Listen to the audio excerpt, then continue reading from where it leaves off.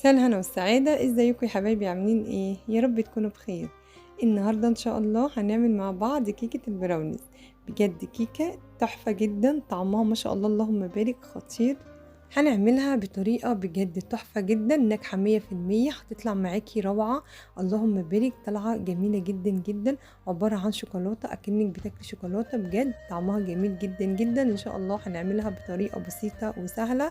قبل ما ابدا الفيديو بشكر حبايبي اللي بيرفعوا لي على المنتدى، وبشكر كل اللي بيعمل لي لايك وبيكتب لي تعليق، ما تحرمش منكم يا رب. يلا بينا بقى علشان نشوفوا الكيكه الجميله القمر دي عملناها ازاي. بجد طعمها تحفه جدا، هتنفعك جدا لو جالك ضيف على ساعه، وهتبقى حلوه جدا لاولادنا طبعا وهم بيذاكروا كده. لو حطيت لهم قطعه كده منها في طبق، بجد طعمها تحفه جدا. هي مش محتاجه اي حاجه جنبها علشان نقول شويه عصير او شويه اي حاجه، بجد لا. هي عباره عن اكنك بتاكلي شوكولاته، حاجه تحفه جدا. اللهم بارك. لو وصلتوا معايا لحد هنا حبايبي ما تنسونيش في اللايك.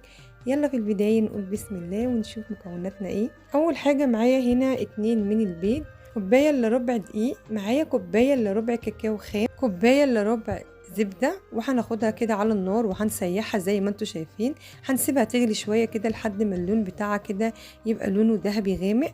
معايا كوباية الا ربع سكر بني، كوباية الا ربع سكر ابيض. طبعا هقول لكم السكر البني هنعملوه ازاي. معايا 200 جرام من الشوكولاته، انا بصراحه مش فاكره ان كنت قلت شوكولاته ولا لا، بس هي 200 جرام من الشوكولاته. يلا بينا هنا نشوف اول حاجه هنعملها ايه. هنجيب بقى هنا الزبده اللي احنا سيحناها، هنحط عليها كده كوبايه الا ربع كاكاو خام، والكاكاو لازم يكون كاكاو نوع نضيف. انا مستعمله كاكاو اسباني، حطيته بقى كده على الزبده وعلى الفانيليا، كيس من الفانيليا، قلبتهم كويس وحطيتهم على الرخامه. وده السكر البني اللي احنا هنعمله. هنا طبعا معايا كوبايه الا ربع سكر ابيض، هنحط عليها في حدود معلقتين 3 من العسل الاسود. هنقلب كويس جدا لحد ما يدينا اللون البني اللي انتوا شايفينه ده. بعد كده هنزل عليه كده بكوبايه الا ربع سكر ابيض، وكمان هنزل عليه ب2 كده من البيض. وهنا بقى هفضل اضرب كده لمدة 7 دقايق لحد بقى ما اللون يفتح معايا بالمنظر ده، وهو ده القوام اللي احنا عايزينه. هنجيب بقى الزبدة طبعا اللي احنا سايبينها على جنب، والكاكاو والفانيليا، وهننزل عليه بالمنظر ده. هنقلب الخليط ده كويس جدا. هنا بقى هيبقى فاضل ايه؟ هيبقى فاضل طبعا ان احنا نحط الشوكولاته ونحط الدقيق. طبعا كوبايه الا ربع من الدقيق. امشي على المقادير مظبوطه في كل حاجه، هتلاقي النتيجه في الاخر تحفه. هنا فضلت اقلب، هو القوام بتاعها تقيل جدا زي ما انتم شايفين. وهنا نزلت بقى بباكو شوكولاته بمعادل 200 جرام، يعني لو قطعتيها هتيجي معاكي كوبايه.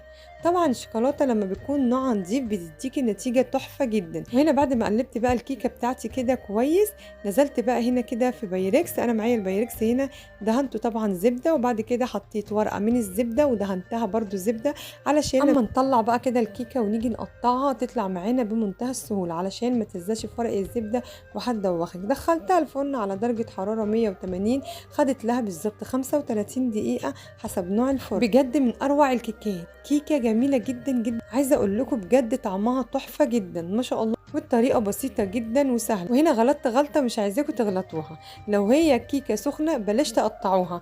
انا هنا قطعتها وهي سخنه، كنت حاسه ان هي بامانه كانت هتتفرفت مني، فانا طبعا لحقتها وطلعت كده اول قطعه منها، وبعد كده سبتها بقى لما بردت خالص. عايزه اقول لكم بقى لما بردت خالص بقت جميله جدا جدا، بجد بامانه طعمها تحفه جدا. اللهم بارك.